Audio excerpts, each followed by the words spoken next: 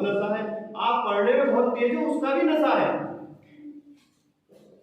आपको अहंकार आ जाता है कई बार, आप में मतलब हम सब हैं, कोई एक नहीं है। आप पढ़ने में बहुत अच्छे हो तो आप दूसरे बच्चों को जो कमजोर है सीधा है।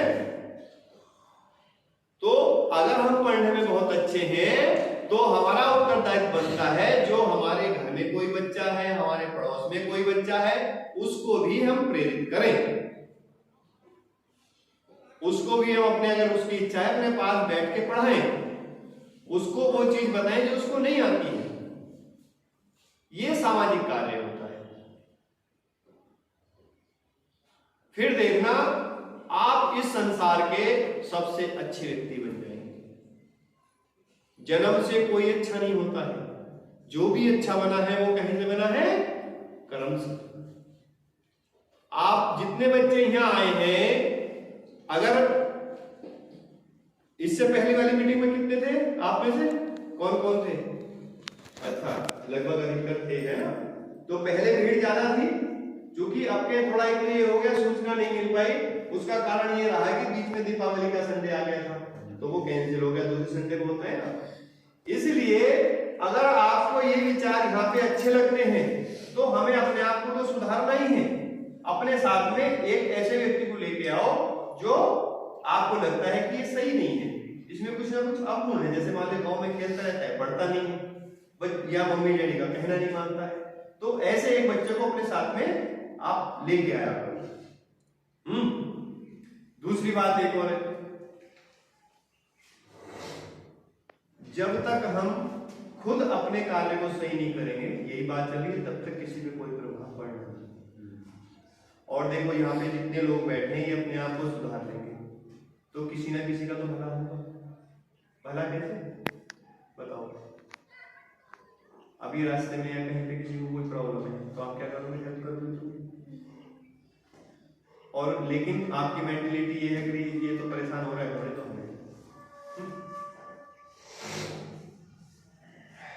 अब बात ये आती है कि यहाँ पे जितने भी लोग बैठे हैं, क्या कभी हमने ये सोचा, अकेले में बैठे कि महापुरुषों को तो आप बहुत सारे के नाम सुने होंगे, वो महापुरुष ऐसे कैसे बन गए? जन्म तो उसका भी ऐसी परिस्थिति में हुआ। मान लीजिए प्रेजेंट में मैं बताता हूं, हमारे देश के प्रधानमंत्री क्या नाम है उनका? नरेंद्र मोदी, है ना। तो उनका जो जन्म हुआ था वो कैसे घर में हुआ? गरीब घर में हुआ। उनके डैडी मजदूर टाइप के लोग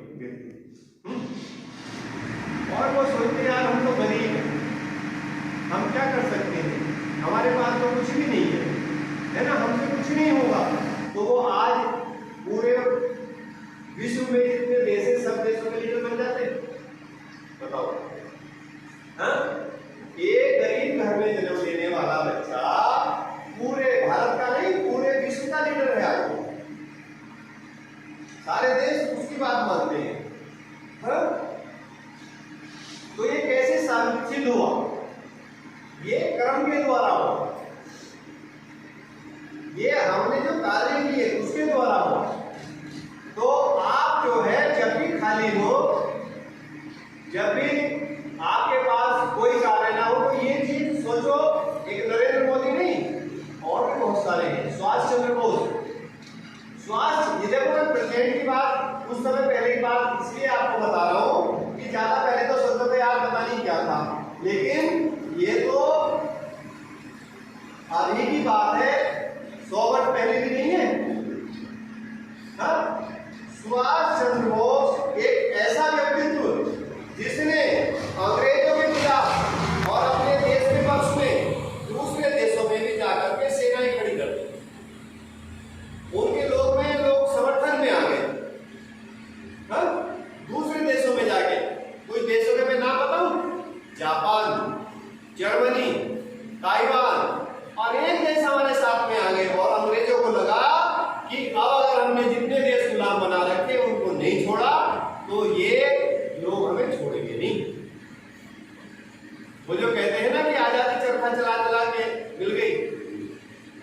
था जब हम छोटे थे, उसको 26 जनवरी में 15 अगस्त पे बोला जाता था कि दे दी हमें आजादी की ना खड़ग बिना ढाल, साबरमती के संत तूने कर दिया कमाल है। धरती पे लड़ी तूने जब ढंग की लड़ाई, दागी ने कभी तोप न बंदूक चलाई। तो क्या वो जो लाखों की संख्या में क्रांतिकारी मारे गए, वो किसने मार दिए हैं? बिरसा मुंडा, एक ऐसा व्यक्ति जो बिल्कुल समाज के सबसे निचले स्तर से आता है ना? वो क्रांतिकारी हमारा। तो बिना बलिदान के हमें कुछ नहीं मिलता, लेकिन हमें ऐसी कहानी पढ़ा दी गई, ऐसे गीत रटा दिए गए कि हमने सोचा बस ऐसी मिल गई आजादी। तो अंग्रेज आए और हमारे देश में बहुत बड़ा विकास करके, इस देश को सुधार करके और बोले लो जी अपना देश, हमने आपके देश को बंदरों के सपेरों के साथ होकर देश को बदल के सुंदर चमन बना दिया और हम चल रहे हैं। एक ऐसी कहानी हमारे सामने रहती है।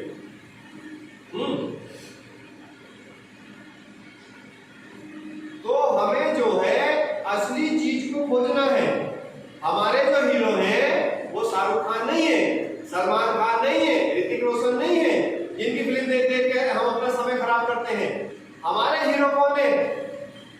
हमारे हीरो हैं सुभाष चंद्र बोस, भगत सिंह, चंद्रशेखर आजाद, बिरसा मुंडा, अशफाक उल्लाह खान। हाँ, ये हमारे हीरो हैं जिन्होंने रियल लड़ाई लड़ी, जिन्होंने वास्तविक युद्ध किए और इस देश को आजादी दिलाई। तो ये महापुरुष भी भगवान से कम नहीं है। इनके बारे में जाने, समझे और वैसा ही अपना चरित्र बनाने का निर्णय ले। तब देखिए, देखो मरना तो सबने। एक मैं स्टोरी बताता हूं। एक व्यक्ति को किसी ने बताया कि आप जो है काफी सारे पहाड़ है, उनके पीछे एक कंदरा है, वहां चले जाओ, वहां पे एक ऐसा झरना बहता है जिसमें अगर नहा लिया जाए तो आप अमर हो जाएंगे, आपको कोई मार नहीं सकता है, आपकी आयु इतनी बढ़ जाएगी, आपका मन जब तक है तब तक जिएंगे। वो व्यक्ति बोला कि अगर ऐसा हो जाए तो फिर कहने क्या है, फिर तो बढ़िया बात है, ऐसा हो जाए तो।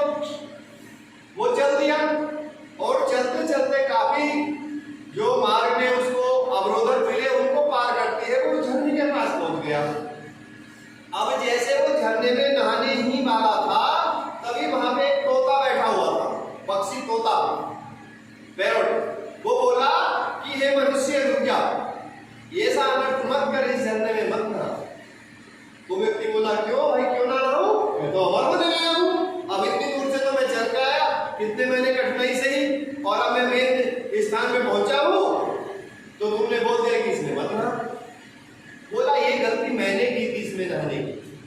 तू देख मेरे पंख झड़ गए हैं, मेरी आंखें काली पड़ गई हैं, मेरे नाखून मुड़ गए हैं, मेरी चोंच इतनी मुड़ गई है कि मैं कुछ खा नहीं सकता, मैं तड़प रहा हूं। मैं इसलिए तड़प रहा हूं कि मेरे प्राण छूट जाएं, मैं जीवन को समाप्त कर लूं, लेकिन मैं मर नहीं सकता क्योंकि इस झरने में नहा के मैं अमर हो गया हूं। तो उसने कहा कि जो तेरे साथ हो वो मेरे साथ क्यों होगा, कि ऐसा ही होगा। आप लंबी आयु जीने के लिए पृथ्वी पे नहीं आए, कोई भी प्राणी छोटी आयु में बड़े कार्य करने के लिए हम यहाँ आए हैं।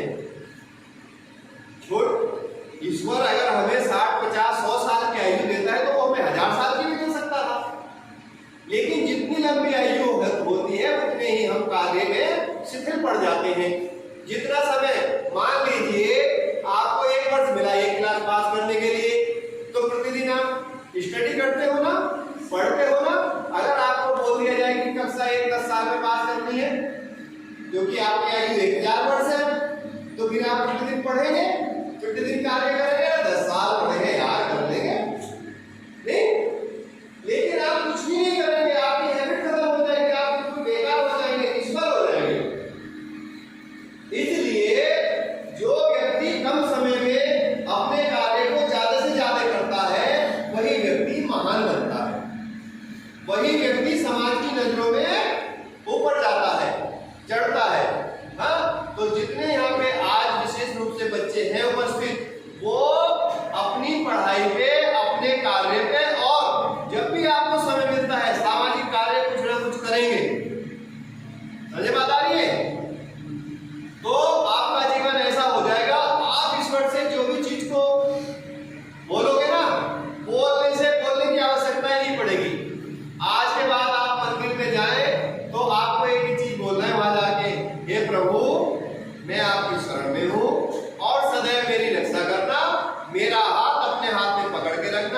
वालों को मत सौंपना। बस आप ये मत मांगना कि मेरे 80% आ जाए तो मैं प्रसाद चढ़ाने आऊंगा।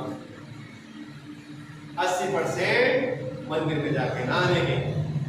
ईश्वर ने कहा है मैंने तेरे को हाथ दिए हैं पुस्तक उठा के रखने के लिए, मैंने आंखें दी हैं जो उसमें लिख रहा है उसको पढ़ने देखने के लिए, मैंने दिमाग दिया है उस चीज को स्टोर करने के लिए। अब इनका इस्तेमाल तो तू कर, इस्तेमाल तो नहीं करना है। अगर इनका इस्तेमाल नहीं करेगा तो 80% मेरे बस की नहीं। मैंने तो तेरे को सारी चीजें दे दी, मेहनत तो तेरे को करनी पड़ेगी, कर्म तो तेरे को करना पड़ेगा। मेरे पास को हाथ जोड़ के 24 घंटे और 30 के 30 दिन और 12 के 12 महीने खड़ा रहे, स्कूल मत जाइयो तो मैं तेरे को 80% वाला 8% भी ना दूं। कर्म तू कर, सारी चीजें मैंने तुझे दे दी। क्योंकि अगर हमें बिना किए ही सब कुछ मिल जाए तो फिर हम कुछ करेंगे नहीं। जब करेंगे नहीं तो हमारा शरीर ही खत्म हो जाएगा बिना किए। इसको आदत ही नहीं